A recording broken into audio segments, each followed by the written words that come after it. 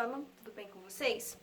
Então a prof vai começar hoje fazendo a correção dos exercícios das páginas que a gente viu na última aula, antes desse período de férias, tá bom? Então na última aula a gente estava falando um pouquinho sobre usina hidrelétrica, que é aquela usina que produz energia elétrica a partir da força da água, que é uma usina que nós vimos que precisa de um grande reservatório e que provoca, às vezes, desalojamento de famílias, que provoca perda de biodiversidade por conta do grande acúmulo de água na região.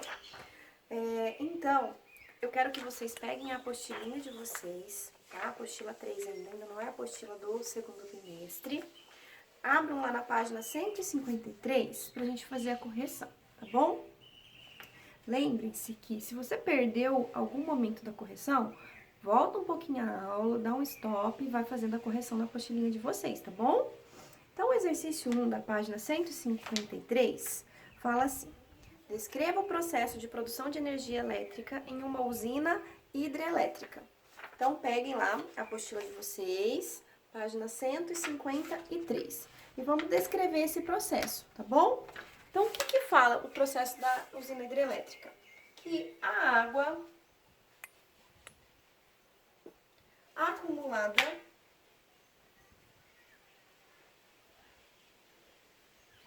em um grande reservatório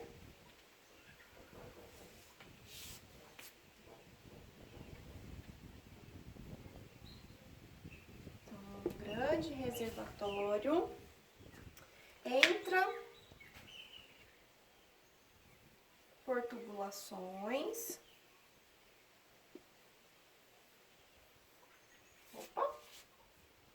Tubulações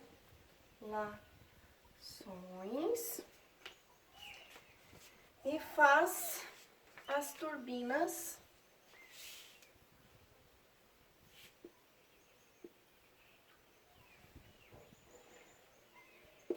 girarem.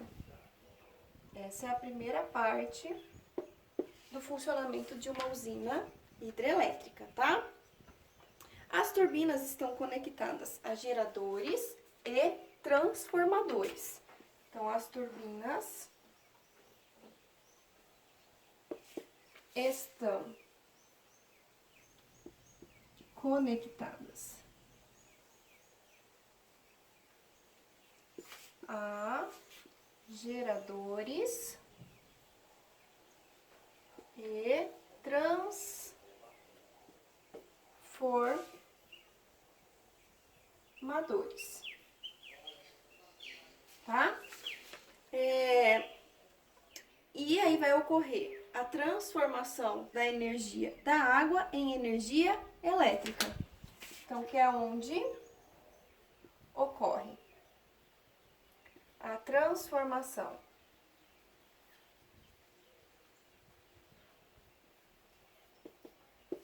da energia da água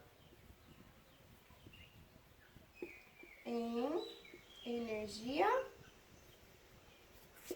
elétrica. Depois que ocorre isso, aí vai ter a distribuição dessa energia para todas as cidades pelas fiações elétricas, tá? Então, ela é distribuída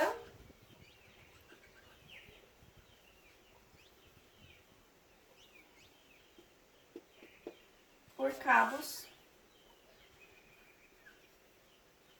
elétricos. Então, é assim que funciona uma usina hidrelétrica, tá bom? Faça a correção aí de vocês, a prof tá lá na página 153 do exercício 1, certo? Conseguiram ver aí bem certinho, dá um pause para fazer a correção pra gente poder continuar, ok? Bom, vamos continuar então. Exercício 2 fala assim: as águas de março definirão se faltará luz este ano. Esse foi o título de uma reportagem em um jornal de circulação nacional, pouco antes do início do racionamento de consumo de energia elétrica em 2001.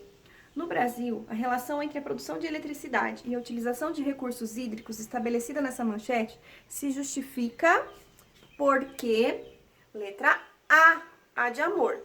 A geração de eletricidade nas usinas hidrelétricas exige manutenção de alto fluxo de água nas barragens. Então, no exercício 2, vocês vão colocar a letra A, tá? Porque a relação entre eletricidade e a disponibilidade de água no Brasil é explicada pelo fato de, em algumas regiões, ocorrerem secas, tá? E daí isso vai provocar problemas nos reservatórios e na quantidade de energia produzida por eles, tá bom?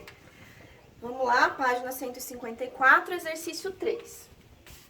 O exercício 3 fala assim: a maior parte da produção de energia elétrica no mundo é proveniente das usinas hidrelétricas. Entretanto, são poucos os países que apresentam condições naturais para a instalação dessas usinas. Entre eles, os Estados Unidos, o Canadá, o Brasil, a Rússia e a China. Quais são as condições naturais necessárias para a instalação e o bom funcionamento de uma usina hidrelétrica? Quem marcou a letra C de casa, acertou. Quem não marcou, corrige lá, tá bom? Então, precisa ter o quê para ter uma usina hidrelétrica? Rios elevado, com volume de água e quedas d'água, gerando correnteza, tá bom? Então, o volume de água e o desnível do leito é essencial para conseguir instalar uma hidrelétrica em determinadas regiões, tá bom? Agora, o exercício 4. Vamos lá.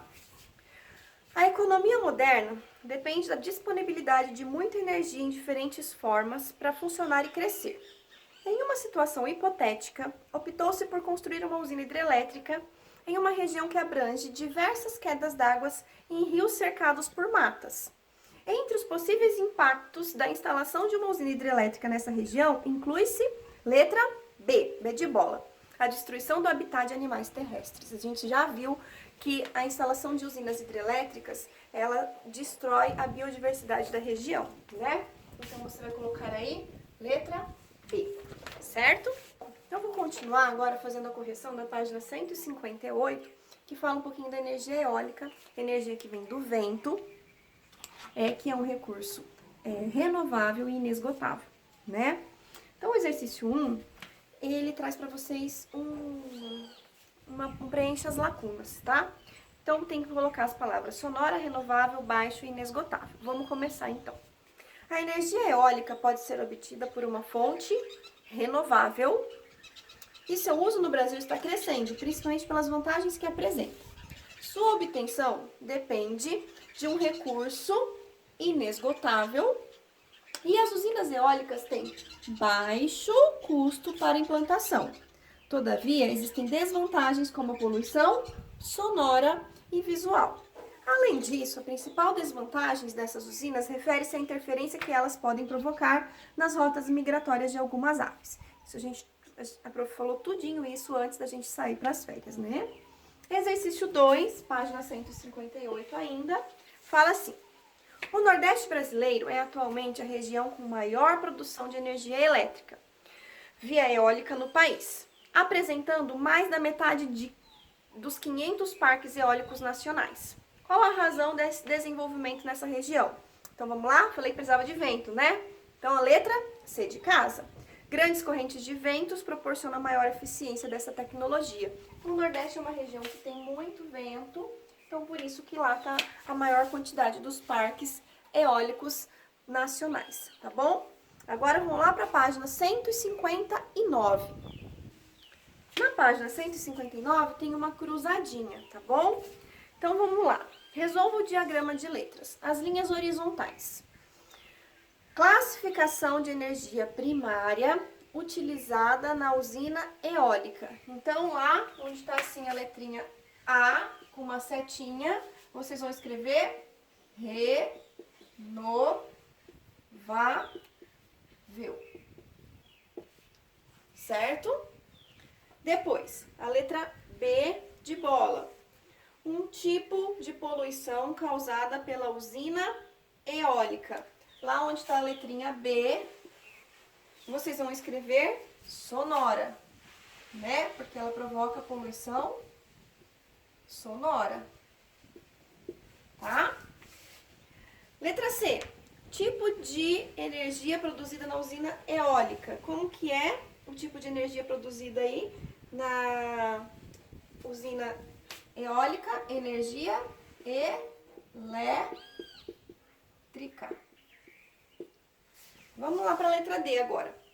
Região que mais transforma energia eólica no Brasil. Eólica em energia elétrica no Brasil. A gente acabou de ver que é a região Nordeste. Por conta que lá existe muitas correntes de vento, né? Letra E. Fonte de energia primária na usina eólica. A gente está falando dos ventos. Então, vocês vão escrever lá onde está a letra E. E o último, na letra F, aparelho cujo funcionamento é comprometido pelo funcionamento da usina eólica. A gente está falando do rádio, tá? Então, a gente está falando do rádio, certo? Então, você vai preencher a sua cruzadinha com essas palavrinhas, tá bom? Se você errou, arruma. Se você acertou, parabéns, certo? Bom, agora eu vou corrigir os exercícios que vai falar um pouquinho da energia solar. Energia solar, que ela é energia que vem do sol, um recurso também renovável e também é inesgotável, tá bom? Então, agora eu quero que vocês abram pra mim a apostila de vocês na página 163, tá bom? Lá na página 162. Página 162, vocês vão ter lá o exercício 1. Esse exercício 1 fala assim: a conversão de energia solar em elétrica pode se dar de forma direta ou indireta, cujas tecnologias são respectivamente. Se você colocou a letra D, você acertou. A letra D fala assim: células fotovoltaicas e aquecimento da água em tubulações. Então, as células fotovoltaicas são aquelas placas solares, tá? Que vai transformar energia luminosa em energia elétrica. Agora sim, vamos para a página 163. Nessa página 163, vocês têm um VOF, tá bom? O exercício 2, então, vamos lá. Primeiro, a manutenção de placas fotovoltaicas de conversão de energia solar é muito cara? Falso, não é caro. A manutenção tem baixo custo, tá bom? O sistema de conversão direta de energia solar e energia elétrica necessita de grandes áreas de superfície para instalação? Não. Falsa também. Uma pequena área já é suficiente para instalar uma placa solar. O telhado da nossa casa, por exemplo, tá bom? Aquecedores solares podem ser instalados em pequenas ou grandes construções, como em casas, clubes, restaurantes, etc. Verdadeiro. É uma saída para economizar energia elétrica, né? Para economizar a fatura de luz no final do mês. O sistema de conversão indireta em energia solar e em elétrica é similar ao sistema das usinas termoelétricas? Isso mesmo, tem o mesmo sistema como a gente viu lá atrás, tá? E o último parênteses: existem duas formas de transformação de energia solar em energia elétrica: transformação simples e transformação coletiva. Opa, não, né?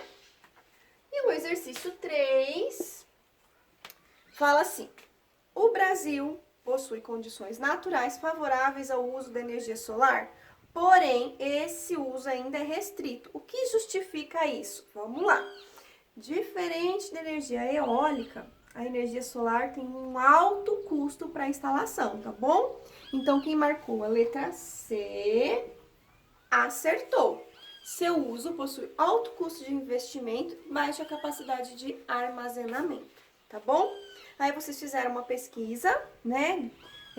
O exercício 4, colocaram lá no caderninho de vocês, me mandaram as fotos, ótimo.